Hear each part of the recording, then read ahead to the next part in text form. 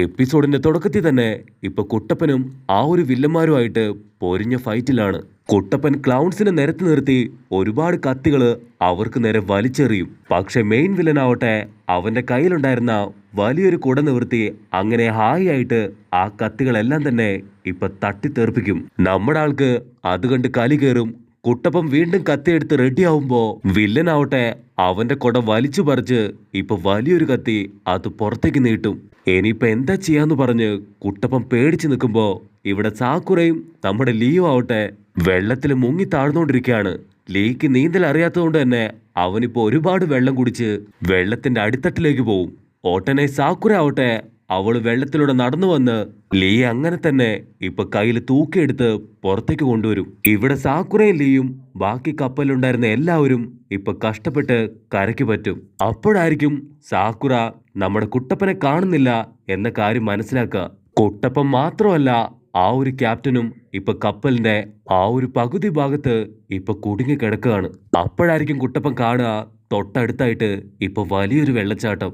കപ്പലിന്റെ കൺട്രോള് പോയി ഇപ്പൊ കുട്ടപ്പനും ക്യാപ്റ്റനും ആ കപ്പലും എല്ലാം താഴേക്ക് വീണ് പൊട്ടി അങ്ങോട്ട് തെറിക്കും. നമ്മുടെ ക്യാപ്റ്റൻ ആവട്ടെ ചെറിയ പരിക്കുകളോടെ ഇപ്പൊ പുറത്തേക്ക് വരും. കപ്പല് തീയിൽ കത്തിപ്പടരുമ്പോ അവനാവട്ടെ ഇപ്പൊ അവന്റെ അനിയന്റെ ഓർമ്മ വരും. അപ്പൊ ക്യാപ്റ്റന്റെ തൊട്ടടുത്തായിട്ട് ഇപ്പൊ ആ ഒരു ഉണ്ടപ്പൻ വില്ലനാവട്ടെ സെല്ല് തകർത്ത് ഒരുപാട് പരുക്ക് പറ്റി അങ്ങനെ വീണ് കിടക്കുകയാണ്. ക്യാപ്റ്റന് മനസ്സിലാവും ഇതാണ് പറ്റിയ അവസരം. അവൻ കത്തിയെടുത്ത് ചുറ്റും ആരെങ്കിലും ഉണ്ടോ നോക്കി അവനെ വെട്ടിക്കൊല്ലാനായിട്ട് ഇപ്പൊ കത്തി അങ്ങനെ ഉയർത്തിപ്പിടിക്കും. അപ്പൊ കറക്റ്റായിട്ട് കുട്ടപ്പൻ അവിടേക്ക് ചാടി വീണ് നമ്മളെല്ലാവരും ഇപ്പൊ സേഫ് അല്ലേ? നമ്മളിപ്പോ എങ്ങനെയെങ്കിലും ഈ ഒരു വില്ലനെ കറക്റ്റായിട്ട് ക്യാപിറ്റൽ സിറ്റിയിൽ എത്തിക്കണം. ഇവിടെ ക്യാപ്റ്റൻ ആവട്ടെ അവനെ തല്ലിക്കൊല്ലാൻ കഴിയാത്തതില് വളരെയധികം ദേഷ്യം പിടിച്ച് പല്ല് കടിച്ച് ഇപ്പൊ കുട്ടപ്പനെ നോക്കി നിൽക്കും. അപ്പൊ മുകളിൽ നിന്ന് ആ ഒരു നിഞ്ച വില്ലന്മാര് അവരുടെ കത്തി എറിഞ്ഞ് നമ്മുടെ ആൾക്കാരെ അറ്റാക്ക് ചെയ്യാൻ തുടങ്ങും. ക്യാപ്റ്റൻ ഉടനെ ഒരു കത്തി എടുത്ത് നീട്ടി ഇവനെ ഒരുപക്ഷെ നമുക്ക് ക്യാപിറ്റൽ സിറ്റിയിലേക്ക് കൊണ്ടുപോകാൻ കഴിയില്ല, അതുകൊണ്ട് ഇവനെ ഇവിടെ വെച്ച് ഞാൻ തന്നെ കൊല്ലാന്ന് പറഞ്ഞ് അവൻ വീണ്ടും കത്തി വീശുമ്പോ ഇപ്പൊ കുട്ടപ്പനാവട്ടെ അവനെ തടയും. വാവ്, നിനക്കവനെ കൊല്ലണല്ലേ? അതും ഈ സമയത്ത് ഞാൻ ഒരിക്കലും അതിന് സമ്മതിക്കില്ലെന്ന് പറഞ്ഞ് കുട്ടപ്പനാവട്ടെ ഇപ്പൊ വില്ലന്റെ കൈയും പിടിച്ച് മുൻപോട്ട് നടക്കാൻ തുടങ്ങും. പുറകില് ക്യാപ്റ്റൻ ആവട്ടെ ഒരു നീണ്ട കത്തിയെടുത്ത് അവന്റെ പുറകില് വെച്ച് ഇപ്പൊ കലിപ്പിൽ നടക്കാൻ തുടങ്ങും. അങ്ങനെ നമ്മുടെ ആൾക്കാര് ഇപ്പൊ വില്ലന്മാരെ പേടിച്ച് പേടിച്ച് വലിയൊരു കാട്ടിൽ തന്നെ ഇപ്പൊ അങ്ങനെ പോയി ചെന്ന് നിൽക്കും. ഒരു വിധത്തില് ഇപ്പൊ വില്ലന്മാരുടെ അടുത്തുനിന്ന് രക്ഷപ്പെട്ടു എന്ന് വിചാരിച്ചാല് വലിയൊരു കാട്ടില് നമ്മുടെ ആൾക്കാർ പെട്ടുപോയിരിക്കുകയാണ്. അപ്പൊ കുട്ടപ്പൻ പറയും, അയ്യോ നമ്മളെ വഴി തെറ്റിപ്പോയി, നമുക്ക് ഒന്നുകൂടെ തിരിച്ച് റിവറിന്റെ അടുത്തേക്ക് പോവാന്ന് പറയുമ്പോ ക്യാപ്റ്റൻ ദേഷ്യപ്പെട്ട് പറയും, ആ ഒരു വില്ലന്മാരെല്ലാവരും അവിടെ തന്നെയുണ്ട്, അങ്ങോട്ട് പോകുന്നത് അത് വലിയ അപകടമാണ്, അതുകൊണ്ട് തീർച്ചയായിട്ടും ഈ വഴി തന്നെ നേരെ പോയി നമുക്ക് ക്യാപിറ്റലിൽ എത്തിച്ചേരാം. പക്ഷെ നറൂട്ടോ കുട്ടപ്പന് ക്യാപ്റ്റനിൽ വലിയ വിശ്വാസം ഉണ്ടാവില്ല.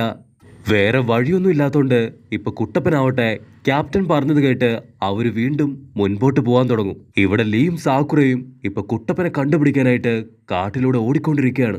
എനിക്കാകെ പേടിയാവുന്നു, നറൂട്ടോ കുട്ടപ്പന് അവൻ എന്തെങ്കിലും സംഭവിച്ചിട്ടുണ്ടാവോ എന്ന് സാക്കുറ ലീയോട് ചോദിക്കുമ്പോ ലീ പറയും, ഒരിക്കലുമില്ല, അവൻ വളരെ പവർഫുൾ ആണെന്ന് പറഞ്ഞ് അവർ രണ്ടുപേരും മുൻപോട്ട് പോകുമ്പോഴായിരിക്കും അവരുടെ അടുത്തായിട്ട് ഇപ്പൊ ആരോ ഉണ്ടെന്ന് അവര് മനസ്സിലാക്കുക. നമ്മുടെ ആൾക്കാര് ഒരു മരത്തിന്റെ ചോട്ടില് ഒളിച്ചിരിക്കുമ്പോ അതിന്റെ മേലെ ഏതോ ഒരു വില്ലൻ കറങ്ങി താഴേക്ക് ചാടി കത്തി വലിച്ചെറിയും. അത് കണ്ട നമ്മുടെ ആൾക്കാരാവട്ടെ അവര് കൂളായിട്ട് ആ കത്തി തട്ടിവിട്ട് ഇപ്പൊ വില്ലനെ എടുത്തിട്ട് ഇടിക്കാൻ തുടങ്ങും. വില്ലൻ ഇടികിട്ടി ഇപ്പൊ തെറിച്ച് വീഴുമ്പോ അവന് മനസ്സിലാവും അവനെ കൊണ്ട് ഒറ്റയ്ക്ക് ഇത് ഹാൻഡിൽ ചെയ്യാൻ പറ്റില്ല എന്ന്. അവൻ ജീവനും കൊണ്ട് 100-110 ഓടുമ്പോ നമ്മുടെ ആൾക്കാർക്ക് മനസ്സിലാവും അവന്റെ പിന്നാലെ പോവുകയാണെങ്കിൽ ഒരുപക്ഷെ നമുക്ക് കുട്ടപ്പനെ കണ്ടുപിടിക്കാൻ കഴിയും. അങ്ങനെ ലീയും സാക്കുറയും ഇപ്പൊ അവന്റെ പിന്നാലെ ഓടുമ്പോ ഇവിടെ കുട്ടപ്പനാവട്ടെ ആ ഒരു വില്ലനെയും ക്യാപ്റ്റനെയും കൊണ്ട് കാട്ടിലൂടെ നടന്നുകൊണ്ടേയിരിക്കുകയാണ്. അപ്പോഴാണ് കുട്ടപ്പൻ ഒരു കാര്യം ശ്രദ്ധിക്കുക. കാരണം അവർ ഇത്രയും നേരവും ചന്ദ്രനെ ഫോളോ ചെയ്താണ് വന്നത്. ഇപ്പൊ അതേ ചന്ദ്രൻ അവരാണ് ഫോളോ ചെയ്യുന്നത്. അതുകൊണ്ട് എന്തോ ഒരു പ്രശ്നം എവിടെയുണ്ടെന്ന് ഇപ്പൊ കുട്ടപ്പന് പിടികിട്ടും.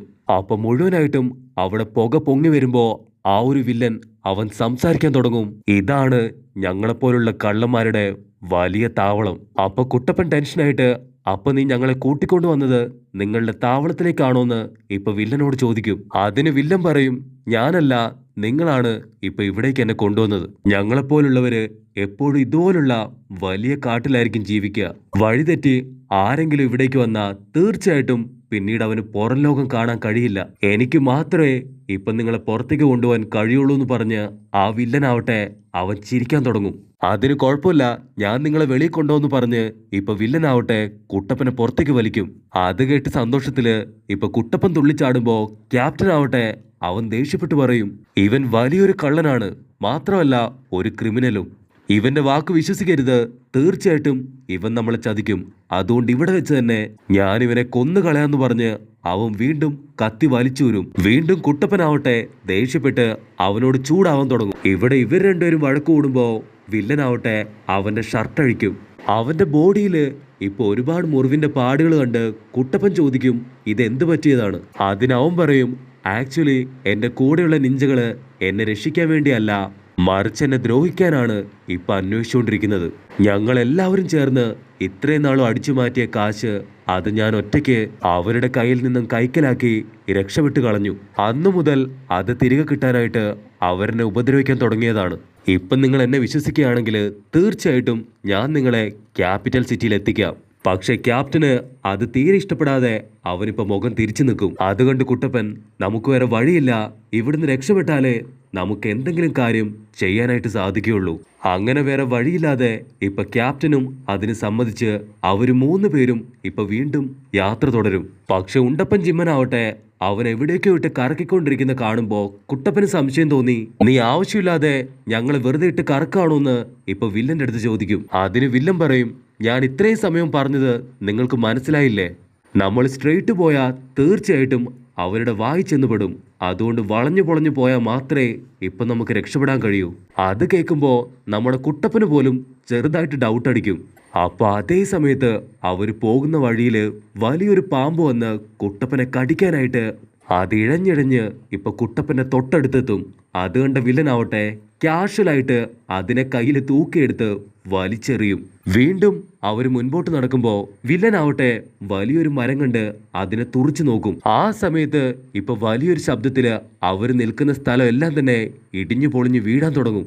അവരെന്താ സംഭവിക്കണേന്ന് അറിയാതെ ഇപ്പൊ ചുറ്റും നോക്കുമ്പോ ആ ഒരു കുഴി കുഴിക്കുന്ന ബ്രഹ്മാണ്ടനായ ആ ഒരു വില്ലൻ നിഞ്ച അവൻ ഉടനെ വലിയൊരു കുഴി ക്രിയേറ്റ് ചെയ്ത് നമ്മുടെ 3 ആൾക്കാരെയും അതിലേക്ക് തള്ളിയിടും. അവര് കുഴിയിൽ വീണു എന്ന് ഉറപ്പാവുമ്പോ വില്ലനാവട്ടെ അവന്റെ കയ്യിലുള്ള വലിയൊരു കട്ട ഉപയോഗിച്ച് കുഴിയിലേക്ക് ചാടി വീണ് നമ്മുടെ ആൾക്കാരെ ഇടിച്ച് പപ്പടാക്കാൻ തുടങ്ങും. പക്ഷെ അപ്പോഴായിരിക്കും അവനൊരു കാര്യം മനസ്സിലാക്കുക, ഇപ്പൊ കുഴിയില് അവൻ മാത്രമേ ഉള്ളൂ.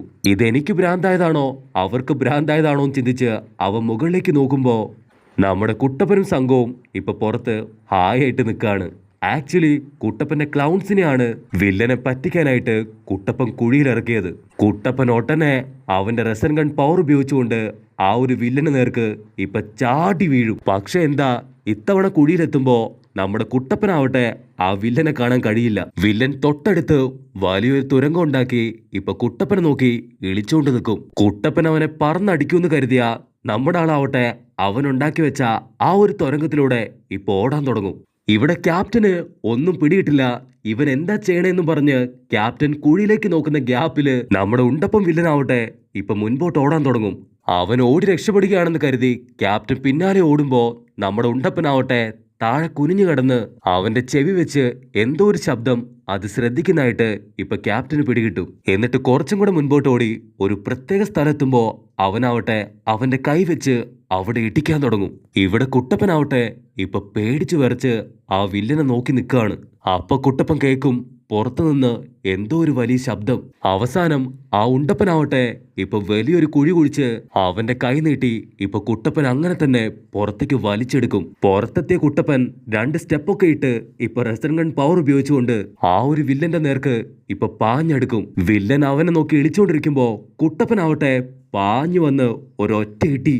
കുട്ടപ്പന്റെ ഇടിയില് അവന്റെ കാറ്റ് പോയാലും നമ്മുടെ ഉണ്ടൻ വില്ലനാവട്ടെ അവൻ എന്തോ ഒരു കാര്യം ഇപ്പൊ വീണ്ടും ടെററായിട്ട് നോക്കിയിട്ട് മുൻപോട്ട് നടക്കും. കട്ട് ചെയ്താ ഇപ്പൊ ലീയും സാക്കുറയും കാട്ടിക്കൂടെ ഓടിക്കൊണ്ടിരിക്കുമ്പോ അവരുടെ മുൻപിലേക്ക് ആരൊക്കെയോ വരും. ഒരുപാട് കത്തികള് അവരുടെ മുൻപിലേക്ക് അറഞ്ചം പുറഞ്ഞം വന്ന് നിൽക്കുമ്പോ നമ്മുടെ 2 ആൾക്കാരും ഇപ്പൊ പേടിച്ചു വിറച്ച് ചുറ്റും നോക്കും. അപ്പൊ അവർക്ക് ചുറ്റുമായിട്ട് ഇപ്പൊ ഒരുപാട് കുട്ടികളെ കാണുമ്പോ നമ്മുടെ ആൾക്കാർ ഒരു മിനിറ്റ് ഇപ്പൊ വണ്ടറടിക്കും. അപ്പൊ അതേ സമയത്ത് ആരോ ഒരാള് അവരുടെ മുൻപിലേക്ക് വരുന്നതായിട്ട് നമ്മുടെ ആൾക്കാർ കാണും. അതാരാണെന്ന് നോക്കിയാല് നമ്മുടെ ആൾക്കാർ മുൻപ് അടിച്ചോടിച്ച അതേ വില്ലൻ.